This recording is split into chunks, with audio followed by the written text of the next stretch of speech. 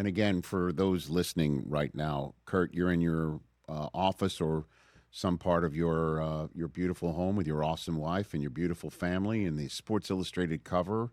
Who is this guy? When you were coming out of the mist on that magic carpet ride in 1999 for the Rams, we know who Sam Darnold is, right? He's a lot of us are familiar. A lot of fans are familiar with him.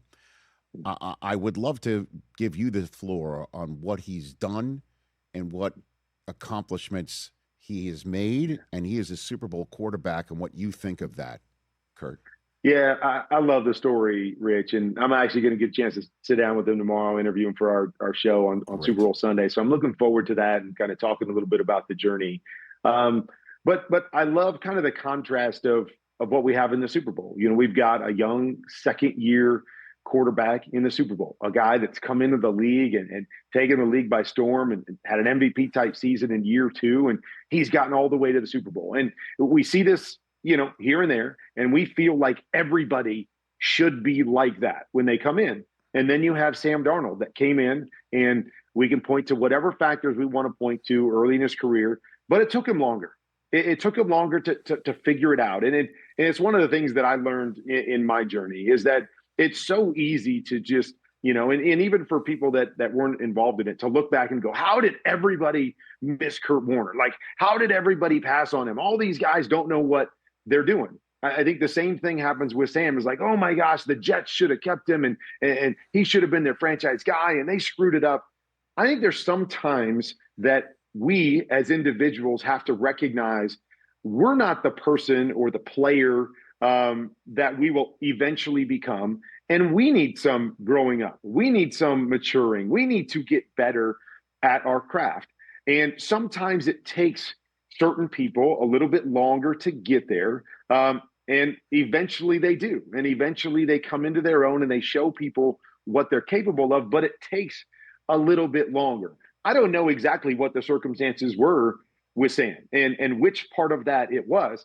But I know in my journey that I can't just sit there and just point the finger at everybody else. Well, they didn't recognize it. They didn't know. They didn't see me. They didn't give me. I take some ownership of, you know, where I was in the process and what I needed to do to become the player that I would eventually become. And I think that's a great part of the story, too, if there's some truth to that with Sam, that, hey, I came out as a young guy and, yeah, I was good, but I wasn't where I am now. And I made some mistakes and I needed to learn some things that I didn't have. And fortunately, I've gotten that second opportunity or third opportunity. I've got a chance to be someplace where they believe in me and I'm at a place where I feel I can be successful. And boom, I now get to the Super Bowl. And so I love both sides of it because both sides can be true. You can be ready and have success early, or it might take you some time, but you can still have the same level of success or reach that same mountaintop. And I think we have that contrast with these two guys. I love what Sam has done. I love his perseverance. And, you know, when people said he couldn't, you know, on so many different steps, he just kept plugging and kept learning and growing and taking what he could. And then has taken advantage of the opportunities that he's gotten. And here we are, a chance to, you know, I guess cement part of his legacy as a Super Bowl winning quarterback after everything that he's been through. I think it could help reshape how people look, you know, I'll say young quarterbacks, but how people look at quarterbacks moving forward, that some might come in and hit the ground running, and that's awesome. Others, it might take a little bit of time, but with a little bit of patience and growth and maturity can become someone like Sam Darnold that comes into their own and takes their team to a Super Bowl. Yeah, he's 28. You know, it's not like he's over the hill, right? But he was labeled a bust at age 25, right? Yeah. And Drake May is fortunate enough to be. It's always that nature versus nurture conversation, right? That clearly, you know, the mix wasn't right in year one for everybody involved in New England. And he gets the mix right in year two, play caller, coach, free agent help, draftees, and boom. He's so fortunate, and the Patriots are, to have a third overall draft choice blossom in year two and clearly be the guy of the future in a way that when Sam Darnold was chosen third overall, both third overall picks, while we're chopping this up, Kurt, isn't that interesting, of the 2018 draft, that that he needed to go and now become, I've got the stat here, third quarterback to start a Super Bowl after playing for at least five other teams.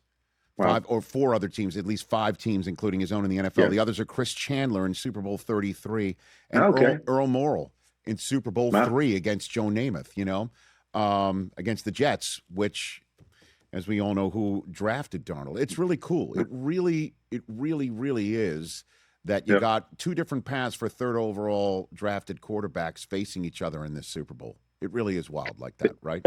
It is. And again, I love it because as we lead up to this the next 2 weeks, and as we talk about it for however many hours we're on the air, 8 hours. 8.5. Don't forget that half, Kurt. 8.5. Yeah. But it allows you to see both sides of the spectrum. And I love that part of it because we so much go down this path, whether it's coaches or offensive coordinators or quarterbacks, like when they get the job, they should be a finished product. Man, if they don't show us right away that they're great, right, let's go find somebody new. Instead of going, give them some time. It's their first chance in the NFL. I mean, I look at Kevin Patullo, and again, we all say what we want, but the first-time play caller, and I know it didn't go well, and I know they had talent there, but it's like, nope, you don't get a chance to grow. You got to put this together in 1 year. You don't get a chance to learn from your mistakes. Boom, you're out. We're moving on. We see it with head coaches all the time. You get 2 years. Oh, you haven't turned this thing around. Boom, you're gone. We're going to the next guy. And man, sometimes it takes a little bit of time to grow into what we're going to become and what our full potential is. And it's not the same trajectory for everybody. And so I love that storyline, and that we get a chance to talk about the storyline and how it could shape differently, the way people, have perspective on this type of situation moving forward. Hey, you made it all the way to the end. Thanks for that. Check us out every single day streaming live on Disney Plus and the ESPN app 12 to 3 Eastern.